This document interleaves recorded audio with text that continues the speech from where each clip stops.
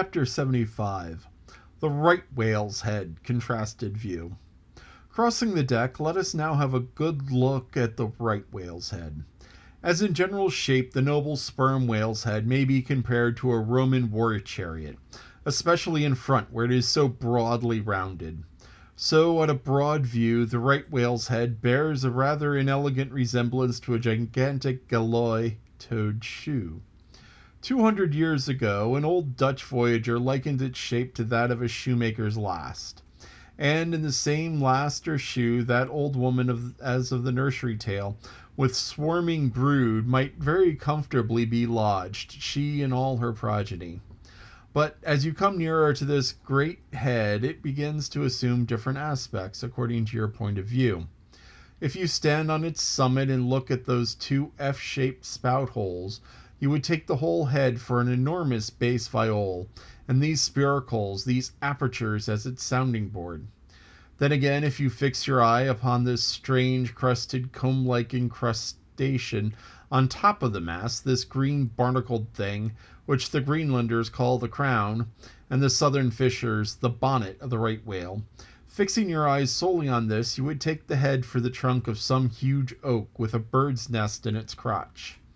At any rate, when you watch those live crabs that nestle here on this bonnet, such an idea will almost be sure to occur to you, unless indeed your fancy has been fixed by the technical term crowned, also bestowed upon it, in which case you will take great interest in thinking how this mighty monster is actually a diademed king of the sea, whose green crown has been put together for him in this marvelous manner. But if this whale be a king, he is a very sulky-looking fellow to grace a diadem. Look at that hanging lower lip. What a huge sulk and pout is there. A sulk and pout by carpenter's measurement, about 20 feet long and 5 feet deep. A sulk and pout that will yield you some 500 gallons of oil and more. A great pity now that this unfortunate whale should be hare-lipped. The fishers, about a foot across, probably the mother during an important interval, was sailing down the Peruvian coast when earthquakes caused the beach to gape. Over this lip, as over a slippery threshold, we now slide into the mouth. Upon my word, were I at Mackinaw, I should take this thing to be the inside of an Indian wigwam. Good Lord, is this the road that Jonah went? The roof is about 12 feet high and runs to a pretty sharp angle, as if there were a regular ridgepole there, while those ribbed, arched, hairy sides present us with those wonderful half-vertical, scimitar-shaped slats of whalebone, say 300 on a side, which, depending from the upper part of the head or crown bone, form those Venetian blinds which have elsewhere been curiously mentioned. The edges of these bones are fringed with hairy fibers, through which the white whale strains the water, in whose intricacies he retains the small fish, while open-mouthed he goes through the seas of brid in feeding time.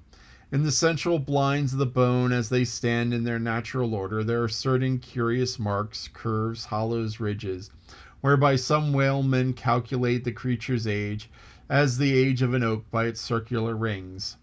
Though the certainty of this criterion is far from demonstrable, yet it has the savor of analogical probability. At any rate, if we yield to it, we must grant a far greater age to the right whale than at first glance will seem reasonable. In old times there seem to have prevailed the most curious fancies concerning these blinds.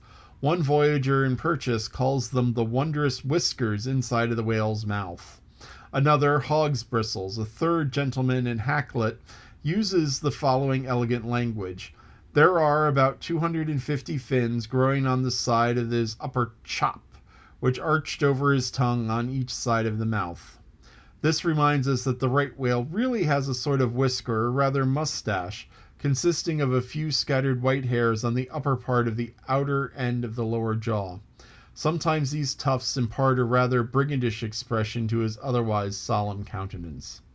As everyone knows, these same hog's bristles, fins, whiskers, or blinds, or whatever you please, furnish to the lady their busks and other stiffening contrivances. But in particular, the demand has long been on the decline, It was in the Queen Anne's time that the bone was in its glory, and farthingale being in all the fashion. And those ancient dames moved about gaily, though in the jaws of the whale, as you may say. Even so, in a shower, like with a thoughtlessness, do we nowadays fly under the same jaws for protection, the umbrella being tent spread over the same bone. But now forget all about blinds and whiskers for a moment, and, standing in the right whale's mouth, look around you afresh. Seeing all those colonnades of bones so methodically ranged about, would you not think you were inside a great Harlem organ, and gazing upon its thousand pipes? For a carpet to the organ we have a rug of the softest turkey, the tongue, which is glued, as it were, to the floor of the mouth. It is very fat and tender, and apt to tear in pieces its hoisting on the deck. This particular tongue now before us, at a passing glance, I should say, was about a 6-barreler. That is, it will yield you about that amount of oil. Ere this, you must plainly see the truth in what I have started with, that the sperm whale and the right whale have almost entirely different heads. To sum up, then, the right whale, there is no great wall of sperm, no ivory teeth at all, no long, slender mandible of a lower jaw, like the sperm whales, nor the sperm whale are there any of those blinds of bones, no huge lower lip, and scarcely anything of a tongue. Again, the right whale has 2 external spout holes, the sperm whale only one. Look your last now on these venerable hooded heads while they lie together, for one will soon sink unrecorded into the sea, and the other will not be very long in following.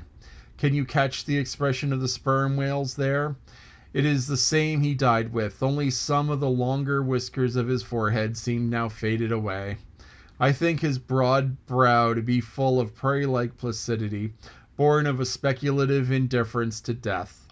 But mark the other's head expression. See that amazing lower lip, pressed by accident against the vessel's side, so firmly to embrace the jaw.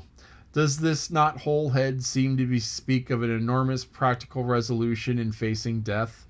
This right whale I take it to have been a Stoic, the sperm whale a Platonian, who might have taken up Spinoza in his later years.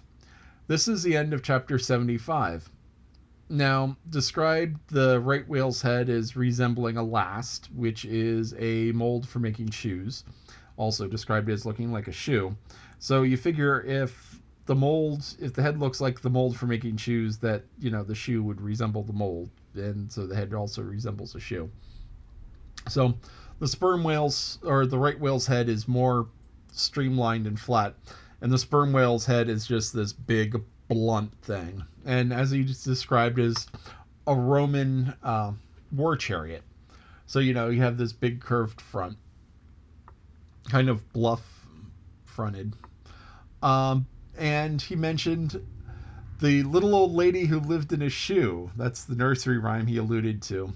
So there was an old lady who lived in a shoe. She had so many children, she didn't know what to do. And I can't remember how the rest of it goes. There was an old woman who lived in a shoe. She had so many children. I think fed them and sent them to bed is the end of it. But something about. But anyway, that's an old nursery rhyme, and She gave them some broth without any bread and whipped them all soundly and sent them to bed. That's it. There was an old woman who lived in a shoe. She had so many children she didn't know what to do. She gave them some broth without any bread and whipped them all soundly and sent them to bed. So, back in the day, beating children was a normal thing, which thankfully it isn't now.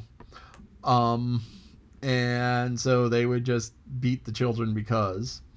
And broth without any bread, it probably is a very watery broth, and she was probably, had so many children she didn't know what to do. So she was probably very poor, and you can make a broth by just taking whatever and boiling it down. So if you have some old bones and you boil them, you'll get something out of it. Even if you boil them 5 or 6 times, you'll get something out of it. Or you boil some vegetables that aren't good for much, or you boil willow bark, or there are some barks that aren't edible, but you can like boil them down and get at least some flavor out of them and maybe some nutrition. So, you can make a broth out of a lot of stuff.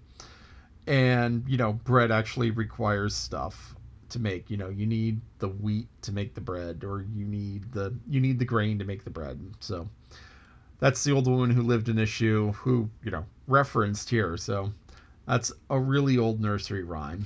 And talks about the whalebone, which was used in corsets, which she talks about in the time of St. Anne, and how, these two whales are totally different. And he's just this big fan of the sperm whale. But on the other hand, if you were a fan of the right whale, you'd be like, oh, yes, look how smooth and sleek the head is, how fast it looks. But no, it's nope. Sperm whale, totally good.